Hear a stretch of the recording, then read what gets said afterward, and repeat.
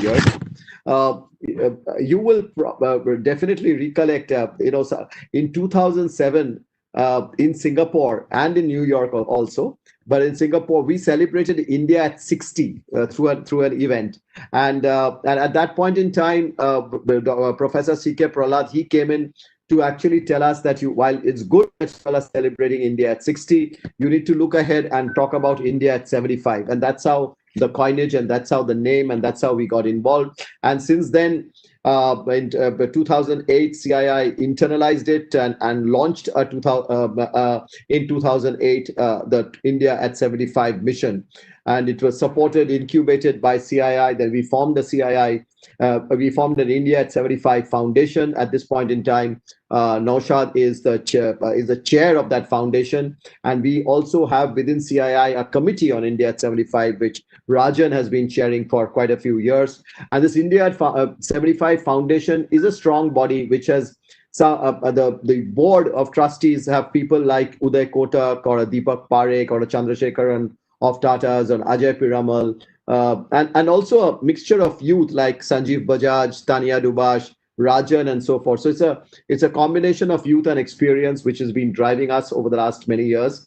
And since 2007-8, what we did, we sort of went to different cities, went to different districts also and towns, and tried and make this into a people's agenda by having public reasoning exercise, so to say. And the result was really a vision for India at 75, a sort of an industry-helmed multi-stakeholder movement working towards a morally, economically, and technologically strong India by 2022. That's what we say. And for us, we see this to be a huge opportunity. What's been happening over the last few years, the way India has been positioned in the world, and we see, of course, a very well-established connect in the last few years, and much more we are sure will come by 2022. One big issue which is coming up, of course, is the G20 presidency coinciding with 2022, and we from CII are pretty much engaged with the business part of it, which is the B20 being a sort of a founder institution of the B20 forum. Then, of course, working through the India at 75 on areas of technology, environment, renewable energy, where we have seen phenomenal leadership of India coming up in the last few years. So many opportunities. So this session is as I mentioned, a conversation, and I would like to hand over to both Naushad and Rajan to take us through this conversation with you, Honorable Minister. And once again, welcome you and thank you for agreeing to spend the next few minutes with the India at 75 mission of ours. Thank you. And over to you, Naushad. Thank you, Chandra. Thank you, Chandrajit. And if I may add my own welcome, Minister, to this session. As we think about our foreign policy, as we try to understand our own interests as a country, I can only say that whatever I know about that has been hugely enriched by all the conversations that we've had and from the various talks that I've heard you give. And I greatly look forward to next month when your book will be out as well, because that will only enrich, I think, our understanding further of our interests as a country and of what we're all about. We're going to try and keep this as informal as possible. I'll ask you a couple of questions if that's okay. I know you really like to engage in good discussion and good and active discussion. And Rajan will also, I've encouraged him to interrupt me at any point in time and ask you questions as well. Let me start with a first question. Many years ago, we used to talk about India's foreign policy being that we were non-aligned. And then a few years back, we started using the phrase strategic autonomy, that our official policy is strategic autonomy. And I've heard you speak very eloquently about how we're aligned with different countries on the basis of specific at the end of the day. Does that mean that we have no more permanent friends, no more permanent alliances? I know we don't have any official alliances, but does it mean that we don't even have permanent friends in the world? First of all, want a longer answer, please get hold of my book. It should be out next month. Till then, you are welcome to pre-order it from Amazon or Flipkart or wherever else you want to do it. And here's the answer. Look, everything in international affairs or in history or frankly even in life has a context. Okay. The term non-alignment came out of the Cold War era, the late 40s, the 50s, even the 60s, where actually you had two camps and they were putting pressure on countries to join them or else. And we didn't want to join them, so we were, in that sense, not aligned with either of them. So we were trying to create our own space. Now, after the Cold War came to an end, and the Western Bloc and the United States in particular was very dominant, and then tried to unilaterally shape the world. Then you actually wanted to protect your critical equities. So here you wanted strategic autonomy on the issues that really mattered to you. And at that time, they included issues like nuclear option, because that hadn't been exercised. It included, there were important trade negotiations, intellectual property negotiations, which were going on at that time. So there were a variety of developmental and strategic issues which were sort of relevant at that time. Now, I would suggest to you that the Cold War era definitely has ended. The era of Western dominance, I think, has also now is clearly, if not drawing to a close, at least has diluted very, very significantly with the rebalancing of powers, the rise of China, other countries, including India. So we are looking at a different landscape. Now, when you're looking at a different landscape with many more centers of power, the world of what we call multipolarity. Now, at this stage, we will find, in fact, we are finding that with different countries on different issues, you have a degree of convergence, a lot of convergence, less convergence, in some cases divergence. So in the old days, you would ask the question, who are you aligned with? Today, the issue is, what are you aligned on? So it's much more an issue-based sort of criteria of judgment than necessarily a country-based one, though I'm not impervious to the fact that general issues and countries go together. So I think we are in a much sort of more loose architecture, more poles, if you would. I would argue less rules in a way. And the nature of the world is of overlapping interests. And in this world, I mean, and this is really the thrust of my book, which is, look, the country which is able to navigate best by finding overlapping interests and working with most countries is actually going to be very successful in diplomacy. So I would argue that we should be less dogmatic, much more open-minded, much more pragmatic in a way, look for touch points with different players. So in a way, I would say my world will look more like your world, which is it's a much more business-like, more market-oriented in a way, and that's really what we're heading for. And one other point, it's interesting you use the word strategic autonomy. Now, in a completely different context, this term has actually come back into usage, not in India. It has actually come back to usage in the West, where there have been people writing that we need to have strategic autonomy on critical matters and not be dependent on global change or global sources. And particularly in the Corona context, in fact, people have spoken about having strategic autonomy on matters relating to health security or digital security. So the terms actually got reinvented. Is that a reflection, that reinvention of the term? Is that a reflection of the present incumbent at the White House? In that people used to sometimes say, at least I like to use the phrase that the only thing worse than being President Trump's enemy is being his friend.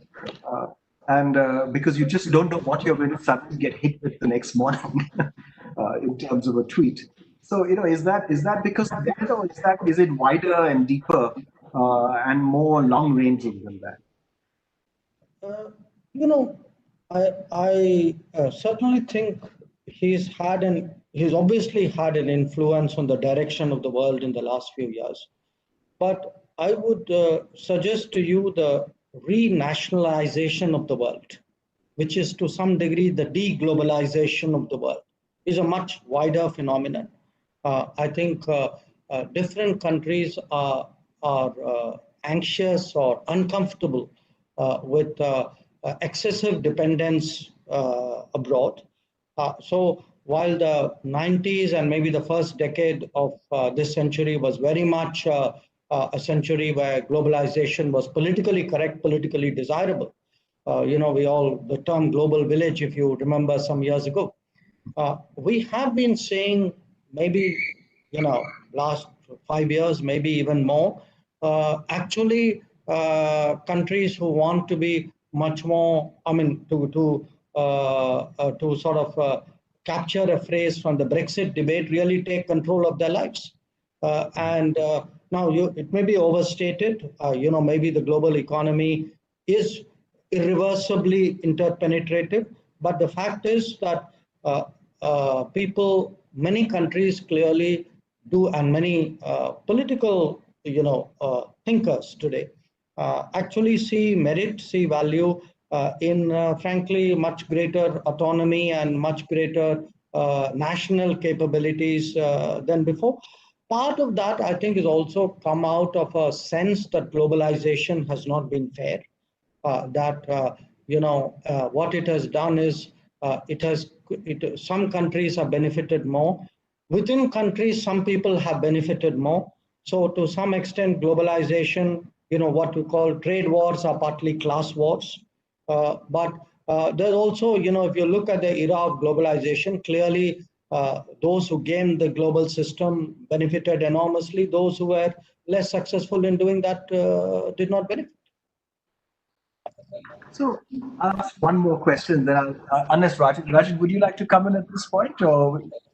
You were just talking of friends and enemies, and Dr. Jaishankar, also I would like to welcome you. And I was reading one op-ed of yours in the Times of India a couple of days back, and it talks about you talking of frenemies, which is, I think, a very millennial term which, people identify very well with these days. Where you're saying it's emerged from allies who criticize each other or competitors who are compelled to make a common cause. But if that's the way we are looking at it as a country, how do other countries really look at it, right? I don't think, in an era today which is moving towards protectionism and, all the other, changing contexts in the world, how do you see other countries looking at this kind of an approach? It's interesting you should ask that, because the fact that we were not part of formal alliance systems has actually, shall I say, psychologically prepared us today better to handle the world around us. Because if you look at the relationship today between the US and Europe, particularly US and Germany, for example, or look at some of the debates on, troop commitments and basing and so on. So you are having, even if you are part of the same alliance, there are clearly divergences on many key issues, and you don't even have to go that far. I mean, if you look even at the recent state of US-Canada ties, it tells you a lot. On the other hand, there would be issues on which countries who may otherwise disagree, there is a situation or a challenge that brings them together. And to my mind, the biggest one would be climate change. Frankly, I don't care what your political view or your national security interests may be, but if you have the ability to pollute the same planet that I'm sharing with, obviously you and I now have to find a way of working together. Even pandemics, for example. But what we have discovered this year is a health situation which can start in one country can actually go on and affect another country, beyond imagination. So I mean, it's an interesting point. Think of the term globalization. We grew up with the idea that globalization, was largely an economic term. It sort of signified that people traveled around, people did business, that you produce somewhere, you imported somewhere else. So it was a kind of a transactional economic, dealings of nations with each other. But I would ask you to look at a different definition of globalization, from which there is no escape. There's no escape from climate change. There's no escape from pandemics. And increasingly, I think there's no escape from terrorism. So you can't say this is not my problem. And that to me is really globalization. So, you mentioned the word pragmatism as a principle of foreign policy earlier on, and that people approach things as what are their interests and how do they align over particular issues.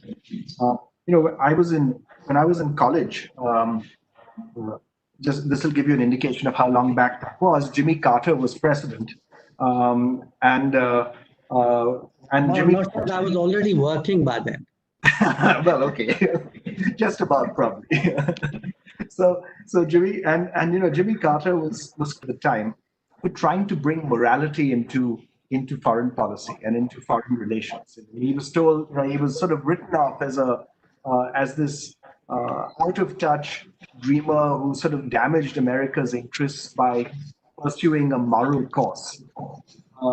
And I just wonder, because one of India at 75's principles is moral leadership.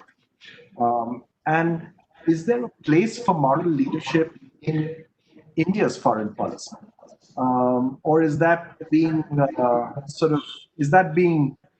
Jimmy Carter in 2020? Is that being someone impractical and putting principle ahead of interest? No, I don't think so. But I would pick, frankly, a better example than Jimmy Carter. And I picked two. Who are the two greatest Indians ever that you can remember? I would say one is Gautam Buddha and the other is Mahatma Gandhi. Not just greatest Indians that you and I as Indians remember, but greatest Indians that the world remembers. So I would say the word order would be well served by it. So I would actually, whether it is a soft power affirmative to your question, or whether it's a very practical affirmative that it is on the basis of ethics that order is built on, I would argue that is the case. And a lot of our big debates are also that, finally at the end of the way, we look at the rulers we admire, over history. We attribute to them some value of, justness. They may not, you don't always say we don't think strength alone is virtue. And I think we are better off with it. When we've taken delegations from CII to different countries, and this has been true, we've been together on a few of them, in Sri Lanka, for example, we're hugely welcome. Indian industry, for example, is seen, it's not only welcome, it's actively sought. When we've gone to Bangladesh, when we've gone to Myanmar, when we've gone to Indonesia, when we've gone, I shouldn't use the example maybe, but we've gone to Iran, we've been hugely welcome, and I've always wondered sometimes, there's a bit of me that worries that, is that because, are we welcome because, we're definitely seen as benign, but are we seen as benign because we're, not as strong as China? Or are we seen as benign and a force for good because we're good? Because we're, indeed have that soft power and indeed have that those principles that that belief in international rules, a rules-based international system, which our neighbors to the north are much more, much more dicey with in their adherence to it. It's perhaps, I first of all, I share that sentiment that you express, which is that as you travel around the world, you are regarded in Indians are regarded in a certain way. I agree, it's a bit of an overgeneralization, but I would not fundamentally differ with you. My sense of it is that it arises from two factors. One, which is that we have an ability to handle, manage, and internalize diversity in a very, very unique way. If I were to ask you a question, what are you or who are you, you'll have 6 different answers to that. And what happens is when you are fundamentally multifaceted or diverse, when you travel around the world, you very quickly, intuitively adjust to that surrounding and find those commonalities with the person you're talking. So in an interesting way, I would say we Indians and we as a country actually in a way, we give a sense of comfort with perhaps many other societies with much sharper edges to their personality don't do. The second perhaps goes back to our earlier question, which is, somewhere I would actually use the word trust when it comes to India and Indians. I think when we do business abroad, when we individually go and do service abroad, when we negotiate abroad, it's very rare that I find people who think of us as overly transactional. We are collectively, at the end of the day, sort of somewhere, I'm putting it perhaps more strongly than I should, but sort of, our word is our bond, sort of, there is an element of trust. And I think in this changing world today, one of the key concepts which I would say will impact particularly business is the search for trusted talent. That, if talent is limited and sort of unevenly distributed in the world, and world businesses and world governance goes around looking for talent in the world, my sense is where if there is a sense today that Indians are a source of trusted talent, that Indian companies, if they sign up to a contract, will live by it. If you are handling somebody's, a product, you will respect their IPR. But whatever, however you wish to define that characteristic of trust, I think there is that going for us, and I see that. If I were to look at the next 20 years, one, of course, I would say, listen, there's the raw power projection, there's a demographic projection, maybe there's a market projection, but I would also say there are, I can see us as a much more skilled society, operating on a much larger global canvas, businesses going out, and businesses being trusted in different environments. It's interesting. You talk about, trusted talent. I think one of the areas where Indians are most recognized when it comes to trust is technology, right? And I think we are right now globally going through an unprecedented kind of a technology transformation around the world. So I was just wondering, Dr. Jaishankar, how does India handle this whole geopolitics of technology, that is becoming so critical in the way, countries are taking position in the world? Well, that is one of the challenges before us, because in the old days we would measure power and influence in military terms, or the political facets of those military terms, or economic terms, or even with soft power, I would say partly in cultural terms. But today, there are new parameters, and technology certainly is one of them. Because what they do is they create relationships, they create, in some cases, dependencies, they create convergences. So when you look at the totality of the world and kind of try to now draw lines, who works with whom, where do your interests overlap, where are you comfortable, where are they comfortable, I think a large part of it is going to be revolved. There are other areas, connectivity is one as well. And I think we need to prepare for that. Technology has never been politically neutral. So you know how one approaches it, but the reason it's become complex is also because at the end of the day there is so much sort of interpenetration at one level, and yet so much shall I say divisiveness at the other. How do you straddle that? And there are no easy answers.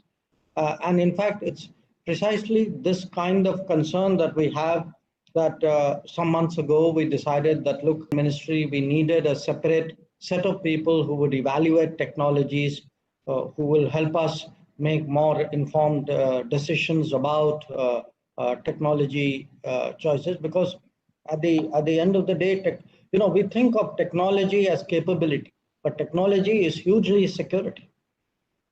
And there's really less and less getting away from that. Thanks. Thank you. Jay, I want to come back to a comment you made, almost a question that you said, look, if I were to ask you, if I were to ask you who you are, and then you spoke, I think, very eloquently about diversity. And I'm going to take the liberty of, repeating something I've said before, which is when I've described myself as a Parsi from Pune, struggles to speak Hindi, eats beef, and reads P.G. Woodhouse, but he's still a proud Indian. And it's weird. It's this weird polyglot of different cultures and so on. And a few years ago, as you know, in Davos, Xi Jinping gave the speech where he quoted. There was much that was made of him quoting Charles Dickens and Abraham Lincoln in that speech. And this was his claim to world leadership for China. And I've always felt that we're so much better suited in India for that role, because for us as a country, Dickens and Lincoln are sort of part of Indian culture. These are figures that we study in school. These are things that we read growing up, and we have this amazing ability as a culture to include and absorb everything and turn it into something that's better at the end of the day. And this is sort of a tough question in a way, because I worry sometimes that when for domestic political compulsions, when we stress difference instead of our diversity, are we weakening our place in the world? Are we weakening our ability to speak with full moral authority, of being the future of the world and the way the world should be in the future? Naushad, I can see where you're coming from, and you should see where I'm coming from. So let me sort of put it to you this way. I don't think it's so much an issue that for domestic compulsions we are stressing differences. I think all of us have different aspects to us. It's a question of which part of it you emphasize at what point of time in what particular context. And I think to make it as though one part of diversity is less diverse than another part of diversity, I think it's a false choice in a way which we are presenting to ourselves. Rather than, because I'm not sure I even accept the basis for such a domestic debate. I'd put it to you very differently. I think the fundamental character of our society, by virtue of the fact that today we have different ethnicities, different languages, different practices, different faiths, I mean, whatever, whichever parameter you use. It's not just the diversity, because any large landmass is going to be diverse. Okay. It is the fact that we do not believe in sort of sharply defined uniformity. That's, we don't say, I mean, if you see, the problem with the rest of the world is partly because it has come, the Western world has come out of that Westphalian heritage where it was sort of one language as a definition of a nation state. Or a lot of the Asian societies actually prized, particularly if you go to East Asia, they actually push uniformity. So they have a single script, for example. We've actually been very accommodating. And in my view, this accommodation is fundamental to our society. It is not something which is 70 years old. I mean, if, people talk today, well, this is written in the constitution or that is written in this debate. Those are all products of a fundamental DNA. So I would argue that the nature of our society is fundamentally diverse, and it has but at the same time, there is a unity in it. I mean, we are a civilizational society. Why is it, say, if I am from deep South India, would I identify with someone in North India and we have some common practices? So a lot of it, I think, my answer to you would be, please go back, look into your own history, culture, and traditions. Understand what it is about, rather than have some kind of construct which other people much more recently imposed on us and sort of gave their definition of what they believed is political correctness or sort of norms of behavior. So I think the answer to your question lies in our own heritage, and I think the heritage is providing us those answers. Okay, thanks. So I'll move on to a different question actually, which is the China question, and it's and if we step back from the immediate conflict on our northern border, can we ever be friends with China? Can we, if we look, what would need to be different in the world for us to be friends with China in sort of 10 or 20 years? Because if you ask the same questions about, say, a Germany and a France, in 1930, I mean, who would have thought that in 1950 there would be this accommodation and that you would see the kind of relationship that exists now in 2020? It takes decades, of course, but can we look to a world where we would actually be friends with China, and what would need to change in China and in India, maybe, or what would need to change in the world for us to be friends? I think your underlying point is well taken, which is that the world changes and nothing is ever a given forever. And today, if we were to look at the terms you use, who are our friends, we'd get a different answer than we'd have got 20 years ago, which would have been different than 20 years before that. So, and we are not unique. I mean, the same would have happened to everybody else. I would say I would put our situation somewhat differently from the way you have put it. Look, we are a neighbor of China. We will be, China is already the second largest economy in the world. We will one day be the third. You can argue when, but we will be. We are demographically two very unique countries. We are the only two in the billion plus category. We happen to be neighbors.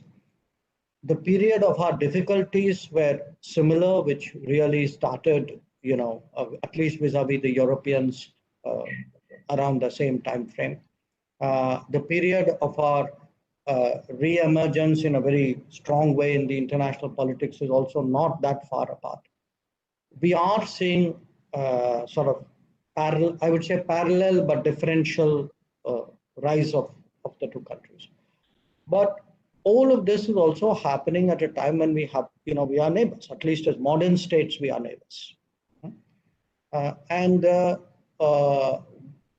To my mind, what it does is it puts a huge premium on reaching some kind of equilibrium or understanding between the two, because not just in my interest, equally in their interest.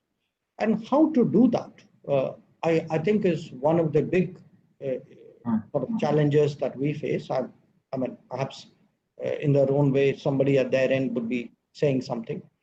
And I would argue that the world actually has a lot riding on this. So, I mean, it's just because given our size and given our impact, that would be the case. So it is not an easy question to answer. I mean, there are problems. I mean, the problems are well laid out. But certainly it's something which I feel, is very central to our foreign policy calculations. And I was just going to come in here, to see that, at the end of the day, all of this does have economic implications to the changing context. And just wondering, when you have to manage the fine line between domestic policy and foreign policy, there are economic consequences. And, when we look at the regional treaties, RCEP, for example, where China has a role, how are you looking at that, and how do we as a country really navigate those kind of positions? Well, rather than comment, Rajan, specifically on RCEP, I think there's a larger point here. And the point is this. We have a foreign policy. We have a set of domestic policies, including domestic economic policies, manufacturing policies, in which CII is very central. And we have foreign economic policy, including foreign trade policy. They cannot be at odds with each other. You can't say, I have an aspiration to be a leading power. I'd like to build up manufacturing capacities at home and, in a sense, develop technologies of my own and be an innovation leader. And then also enter into arrangements which militate against that. So if you look at, I'm in a sense auditing our own past.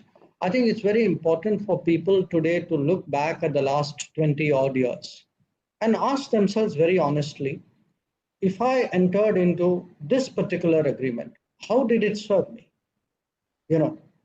If I entered into agreement A, did my electronic industry boom after that? Was it good for it? Was it bad for it? If I entered into free trade agreement B, did it help my SMEs? If I did agreement C, was it good for my agriculture? I think those are constant sort of cost-benefit analysis and reviews that need to be done. And if the feeling is that many of these were actually not helpful and in some cases actually hollowed out even existing capacities, then we need to think through whether that is indeed the way to go. Again, it's like the earlier question which Naushad asked me of difference and diversity. It's very important not to get into false choices. Okay, the choice is not today between will India engage the world and not engage the world, because proponents of FTA make out as though that's the only way to engage the world. And if you missed out on RCEP, somehow you're missing out on something very big in the world. I'm not sure that is actually an accurate assessment of RCEP or indeed of FTAs.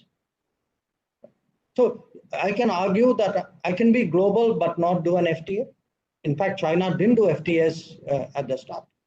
I can argue FTAs are good, but FTAs with whom? I can have an FTA with party A, which may suit my interest, but not with party B, because maybe its not beneficial to my domestic manufacturing. So we need to, in a sense, drill down, get to basics, have these detailed, honest debates, and not make these, as I say, not make these mantras and, oh my God, we are retreating, we are becoming protectionist. A lot of our problems arise when we start sort of overhyping it and giving it labels and, seeing it for more than what it is. I mean, at the end of the day, yes, we must have a moral compass, but you must do your calculations. And if your numbers don't add up, especially in the trade economic area, you should, economic choices should be made to a large extent on economic merits. No, so I'm very glad Rajan asked that question because I thought I'd surprise you, Jay, by not asking you a question about RCEP.